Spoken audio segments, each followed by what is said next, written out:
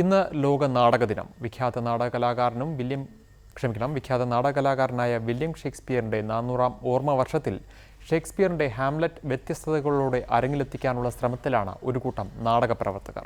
ചവിട്ട് നാടകവും പാശ്ചാത്യ നാടക സങ്കേതങ്ങളും സംയോജിപ്പിച്ചാണ് പുതിയ പരീക്ഷണം.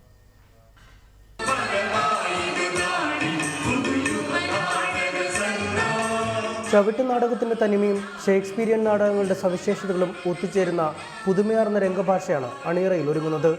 1602 പുറത്തിറങ്ങിയ ഹാംലെറ്റിനായി ചവിട്ട് നാടക ആശാൻ പയ്യമ്പള്ളിത്തമ്പിയുടെ ശിക്ഷണത്തിൽ 100ഓളം കഥാപാത്രങ്ങൾ അരങ്ങിലെത്തുന്നു.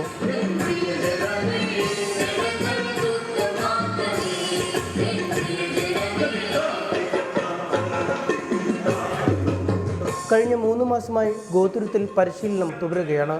ഹാംലെറ്റ് ഇതിവൃത്തത്തെ ചവിട്ടുനാടകത്തിൻ്റെ താളച്ചുവടുകളിലേക്കും നവ തിയേറ്റർ സാധ്യതകളിലേക്കും സമന്വയിപ്പിക്കുന്ന ശൈലിയാണ് സ്വീകരിച്ചിരിക്കുന്നതെന്ന് സംവിധായകൻ പ്രമോദ് പയ്യന്നൂർ പറഞ്ഞു.